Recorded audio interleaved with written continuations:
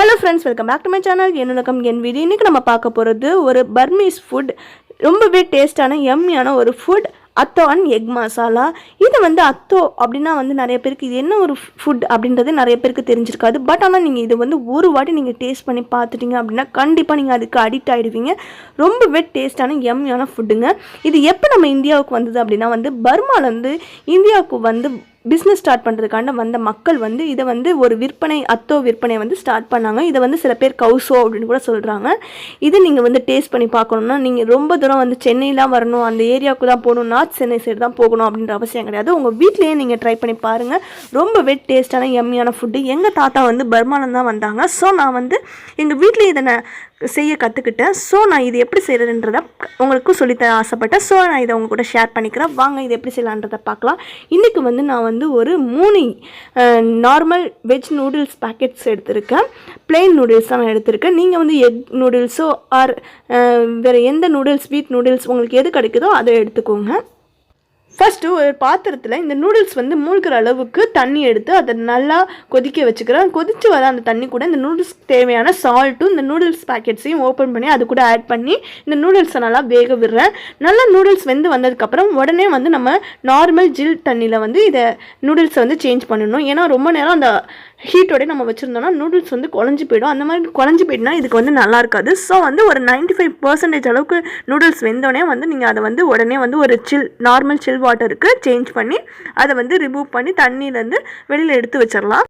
இப்போ நூடுல்ஸை நான் ரிமூவ் பண்ணி எடுத்து ரெடி பண்ணி வச்சாச்சு, வேக வச்சு. அடுத்ததான் வந்து நான் வந்து ரெட் சில்லி ஃப்ளேக்ஸு, நல்லா டீப் ஃப்ரை ஆன பூண்டு ப்ளஸ் டீப் ஃப்ரை ஆன வெங்காயம், இது 3ம் நான் வந்து ப்ரிப்பேர் பண்ணி எடுத்துக்க போகிறேன்.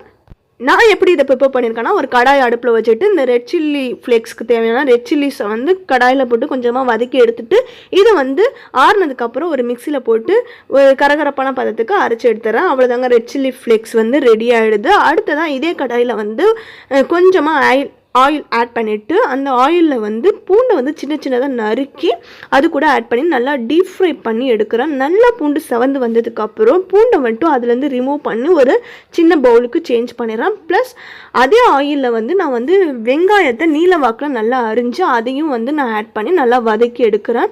வெங்காயமும் நல்லா வதங்கி டீப் ஃப்ரை ஆகி வந்ததுக்கப்புறம் அந்த வெங்காயத்தையும் ஒரு சின்ன பவுலுக்கு சேஞ்ச் பண்ணிடுறேன். இந்த ஆயில் வந்து வேஸ்ட் பண்ணிடாதீங்க. இந்த ஆயில் தாங்க ரொம்பவே இம்பார்ட்டன்ட் இந்த ஃபுட்டு. ஸோ அதை வந்து நான் தனியாக ஒரு பவுலில் எடுத்துக்கிறேன். வாங்க இதை எப்படி வந்து இப்போ நான் ப்ரிப்பேர் பண்ண போகிறேன் இந்த அத்தோ டிஷ் அப்படின்றத பார்க்கலாம். இது வரைக்கும் செஞ்சதோட நம்ம அடுப்பை ஆஃப் பண்ணிடலாம். மொத்தமே நம்மளுக்கு அடுப்பில் வேலை முடிஞ்சிருச்சு. இனிமேல் நம்மளோடது ஃபுல் அண்ட் ஃபுல் நம்ம பச்சையாக யூஸ் பண்ணுற காய்கறிகளை மட்டும்தான் யூஸ் பண்ணி நம்ம செய்ய போகிறோம். வாங்க இது எப்படி செஞ்சுருக்கேன்றதை பார்க்கலாம்.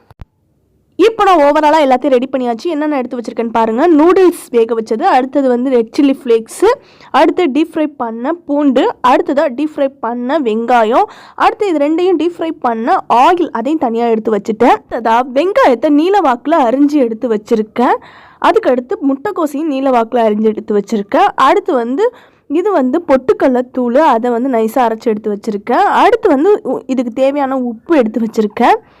அதுக்கடுத்து என்ன அப்படின்னா வந்து கொத்தமல்லி நறுக்கி எடுத்து வச்சுருக்கேன். அதுக்கப்புறம் பார்த்திங்கன்னா புளி வந்து கரைச்சி கொஞ்சம் புளித்தண்ணி எடுத்து வச்சுருக்கேன்.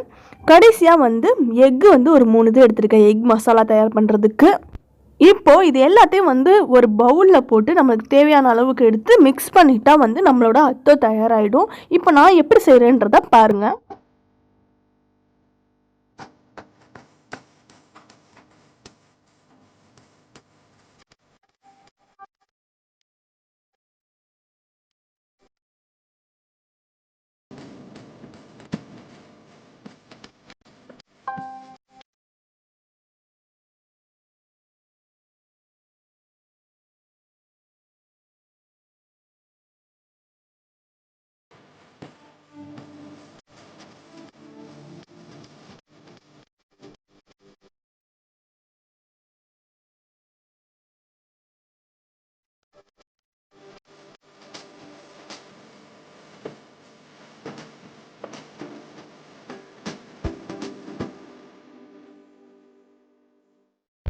அவ்வளோதாங்க, எல்லாத்தையும் நான் மிக்ஸ் பண்ணி அத்தோ தயார் பண்ணிட்டேன்.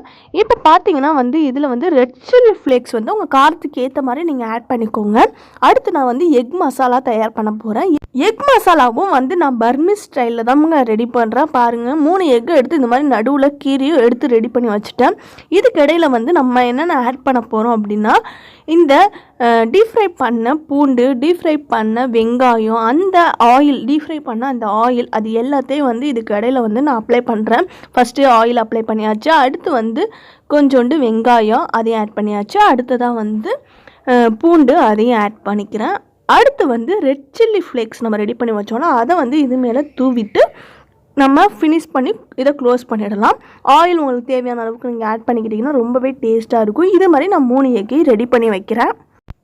3 எக்கும் நான் ரெடி பண்ணி வச்சதுக்கப்புறம் நான் இப்போ சர்வ் பண்ண போகிறேன். எப்படி நான் சர்வ் பண்ணுறேன்னா, ஒரு பிளேட்டில் வந்து அத்தோ எடுத்து வச்சு நடுவில் வந்து இந்த எக் மசாலா வச்சு நான் சர்வ் பண்ணுறேன். இது கூட வந்து மொய்ங்கா அப்படின்ற வந்து வாழைத்தண்டு சூப்பு அவங்க சர்வ் பண்ணுவாங்க. அது எப்படி செய்கிறதுன்றதை நான் வர வீடியோஸில் அப்லோட் பண்ணுறேன். இந்த வீடியோவில் இருக்க மாதிரி நீங்கள் இது ரெண்டையும் ஃபஸ்ட்டு ட்ரை பண்ணி பாருங்கள். எப்படி வந்திருக்குன்றதை எனக்கு கமெண்ட் பாக்ஸில் கமெண்ட் பண்ணுங்கள். இந்த வீடியோ பிடிச்சிருந்தா லைக் பண்ணுங்கள், உங்கள் ஃப்ரெண்ட்ஸ் கூடயும் ஷேர் பண்ணிக்கோங்க. இந்த மாதிரி டிஃப்ரெண்ட்டான டிஷ்ஷஸ்லாம் இன்னும் நிறைய வீடியோஸ் பார்க்கணுன்னு ஆசைப்பட்டீங்கன்னா என் சேனலை மறக்காமல் சப்ஸ்கிரைப் பண்ணுங்கள். Thanks for watching, friends.